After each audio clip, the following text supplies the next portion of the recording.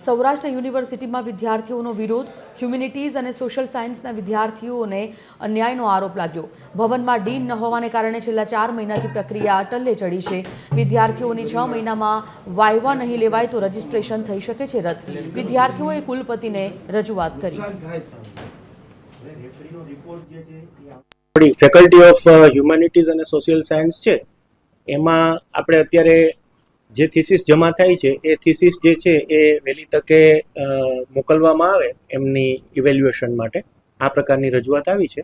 વિભાગની અંદર આપણે એની ઘણા વખતથી સૂચના આપી છે, એટલે ડીનની ગેરહાજરીમાં પણ એ ચાર્જ જે છે અથવા કુલપતિના લેવલે પણ એ થીસીસ છે એ મોકલી શકાય એની સૂચના આપેલી છે। એનું ફોલોઅપ લઈ અને જે અટકેલી બાકીની થીસીસ હશે એને વહેલી તકે આપણે મોકલવાની કાર્યવાહી કરવાની છે। યુનિવર્સિટી ઘણા ટાઈમથી અખબારોના માધ્યમથી રોજબરોજ કંઈક ને કંઈક વિવાદમાં આવે છે। ઘણા સમયથી આ humanity and social science faculty જે અલગ પડી છે એમના વિદ્યાર્થીઓ દીકરા દીકરીઓની થીસીસ છેલ્લા 4 મહિનાથી પીજીટીઆરમાં પડેલ છે, તેમનો કોઈ ઉકેલ નથી આવતો। વિદ્યાર્થીઓ લગભગ રોજ ધક્કા ખાય છે અને તેમને એમ કહેવામાં આવે છે કે ડીનની નિમણૂક નથી થઈ એટલા માટે આગળની કાર્યવાહી થઈ શકશે નહીં। આજે એના માટે થઈને અમે યુનિવર્સિટી ખાતે રજૂઆત માટે આવ્યા હતા।